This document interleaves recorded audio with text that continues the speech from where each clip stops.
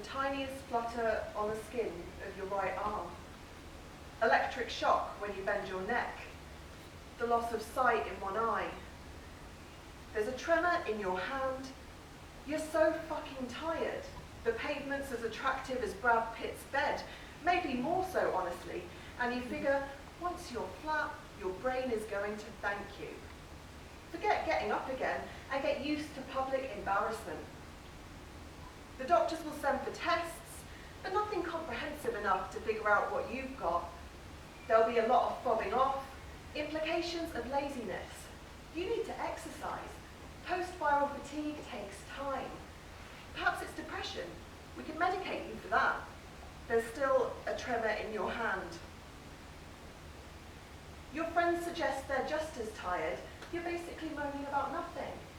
When you don't want to go on a family walk, eyes roll. This limbo of it's in your mind, or come back in 3 weeks if it's not better, or go home and see. It's like that episode of Friends they show on TV way more times than all the others. That one in which Ross says, pivot.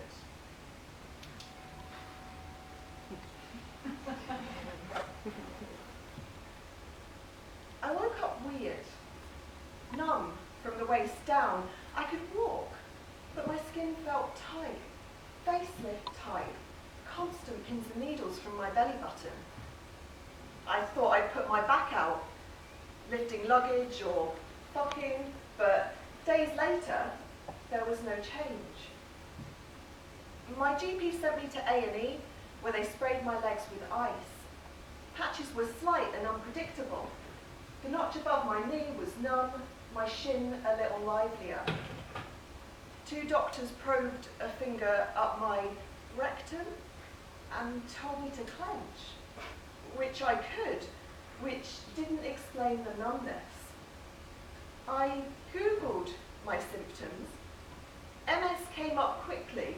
My brain thought, oh fuck, but then remembered Miranda's line from Sex and the City, that the internet diagnoses cancer for everything and is very rarely right. I wish I could count up the days I was sent away to wait. Like Ben Affleck's career, there was no predictable trajectory of when the symptoms might splinter or shift. Just a Nietzschean abyss, which is a bit like a regular abyss, but like much more depressing.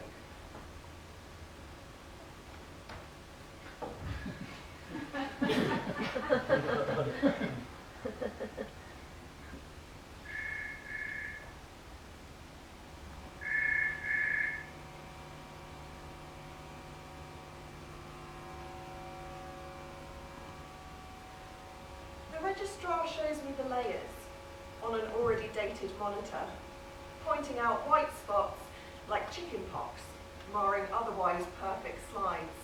Says, you know what this is? Has somebody told you? Last night, Google gave me more than I wanted, like a date declaring love only 8 days in. Please. I didn't want to believe it. The internet search engine vomit, a scaremongering symptomless tabloid of Kardashian misappropriations. The registrar asks if I want kids, which seems soon. I guess my physiology, catalogued on screen in front of him, is explicit as Tinder or Match. Plus, medications make birth defects, see. So he's either into me, or it's his job to read side effects out. Coin toss. I'm ordering all the tests, he says. In the MRI, don't move this time. But I didn't. Bodies just do what they want when nerve endings strip. You can't control a thing when you think about it. They map my brain again in March. Like a force watch of George Clooney films I shouldn't see once. I forget my CD. The owner of the Millennium Mix that sticks in the machine is long dead, as I wish to be, while Robin Williams' Angels plays on a loop.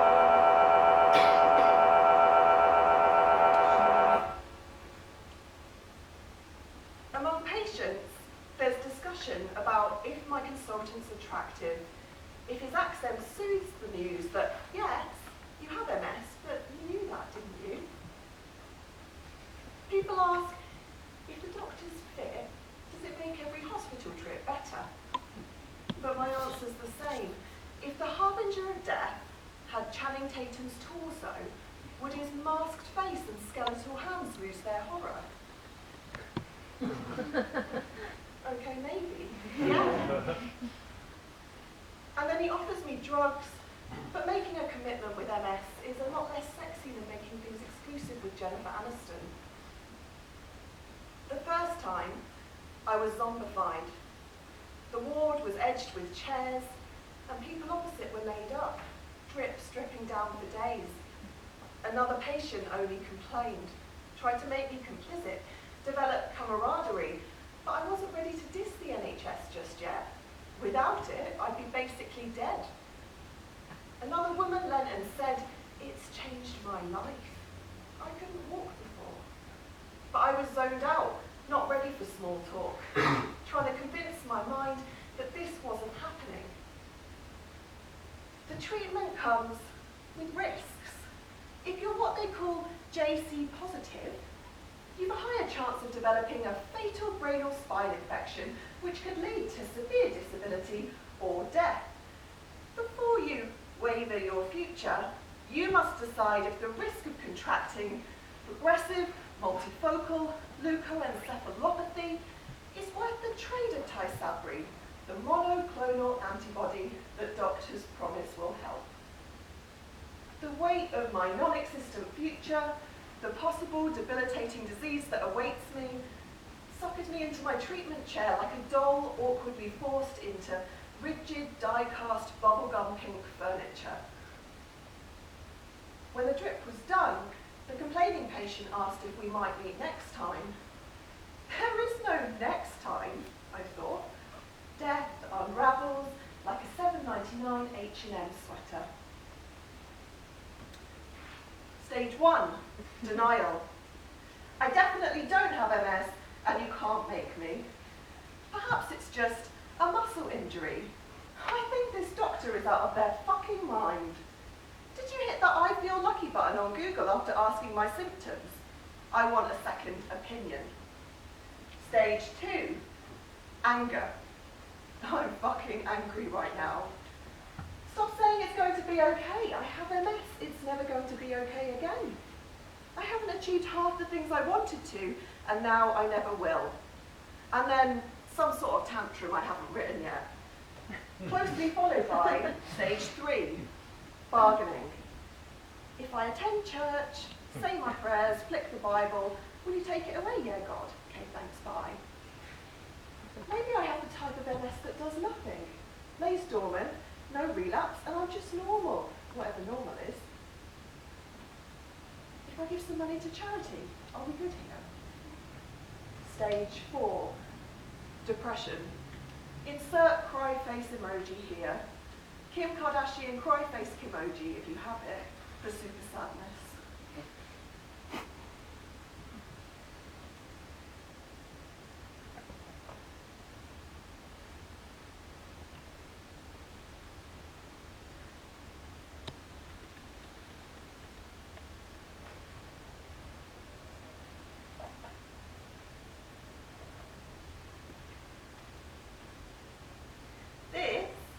Is my orgasm story, my Carrie Bradshaw moment, but like less glamorous. My editor thinks it's salacious to ask me to write the article, I masturbated every day for a week, here's what happened. She doesn't know that when I lost my orgasm because of nerve damage during an MS relapse, I wanked twice a day for a month, sometimes more.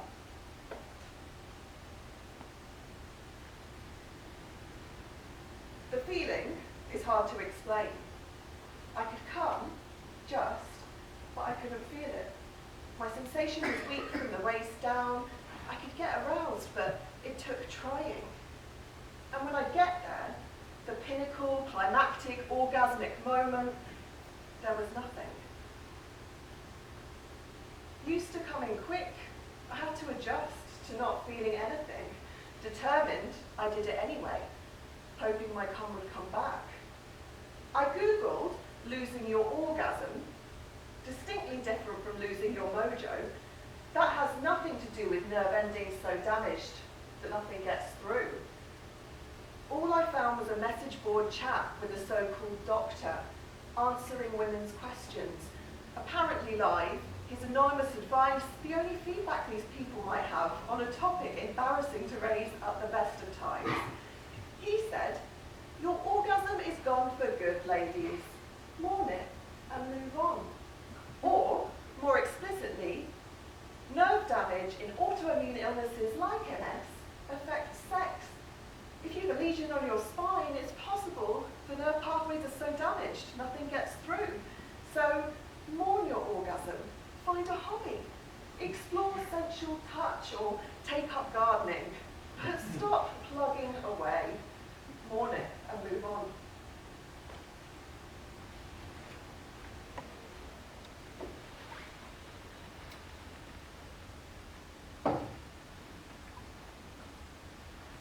But are orgasms actually lost for good? Or found like keys and phones and favourite t-shirts down the side of the bed, covered in cobwebs when you least expect?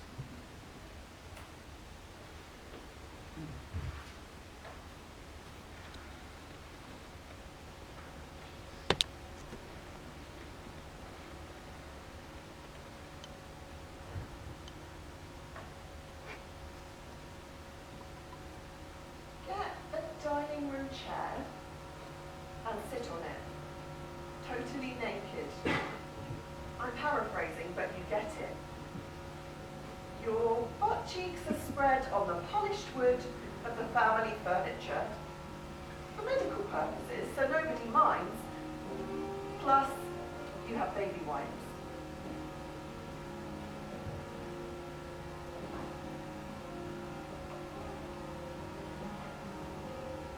You'll wonder if you should have trimmed your bush, if sex would be better if you sheared your pussy closer with a heavily bladed razor. You'll wonder this too late, sitting on a dining room chair, totally naked. The next step is simple. Your partner stands behind you, takes a feather, tickles your bare skin. But where did they get that feather from? Did they have a fancy dress costume? A headdress decoration? Or did they find it on the floor in the park? Did the bird die a humane death? Or is the mystery of its origin more appropriate for role play? Doctors might not expect it, but people with MS have sex. Is it different? Sure. But what's perfect in this world of Johnny Depp's bad behaviour and Botox? Hey, I'm too tired to care and I might need a wee. Orgasm takes time, but we'll get there. Partner treats me like I'm fragile. A relapse lets me know. Sometimes I can't feel anything. It's made me have sex with more people and take risks, as I don't know how often I'll be able to enjoy sex. My catheter sometimes gets in the way. Viagra. Lots of Viagra. It's hard to have sex when you're in constant pain. I peed myself once during sex, but we laughed about it.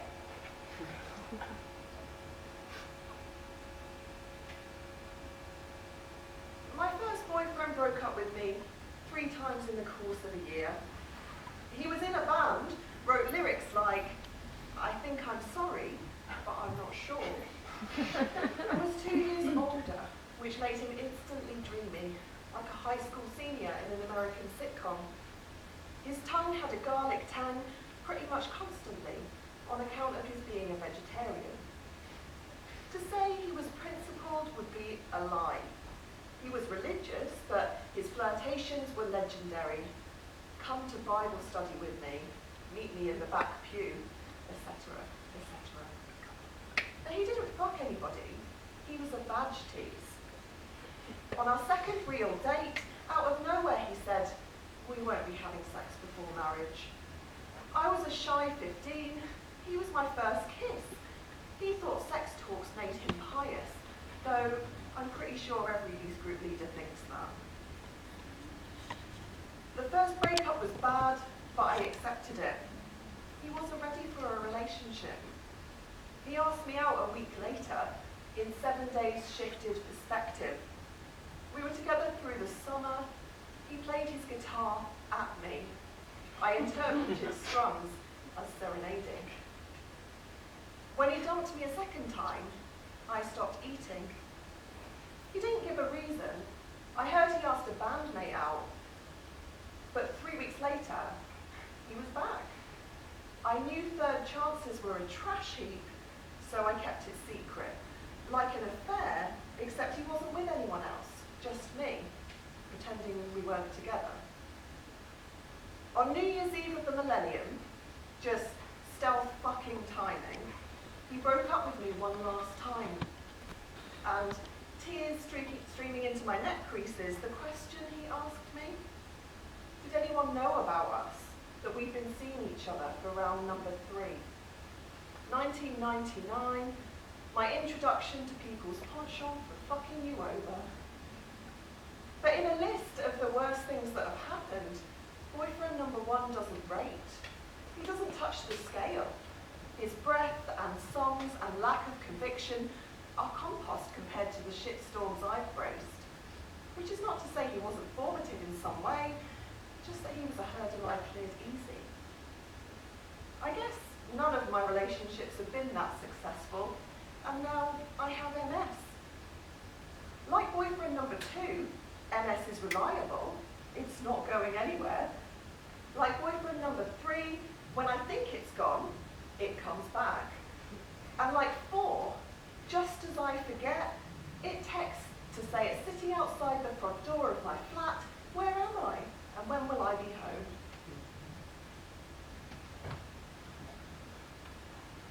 Stage 5, acceptance. I'm not there yet. My life is a series of rom-coms, rewound tapes, crackling VCRs, imperfect pictures, sexist aspirations, and questionable dialogue. Fucking Pretty Woman set the precedent. Richard Gere has a lot to answer for. But I get to choose the genre of my story, of my MS, and I choose romantic comedy. Why shouldn't I? Tom Hanks doesn't love me back, but I do.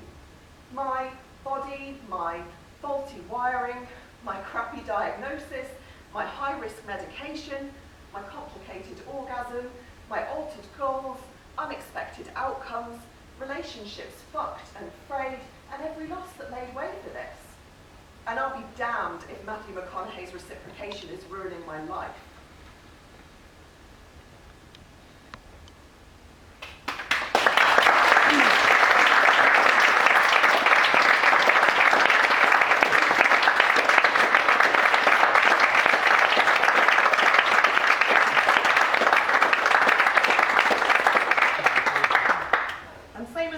Said before, we're in development, so if you have any feedback or any questions, do come and find us. We're more than happy to chat. Thank you.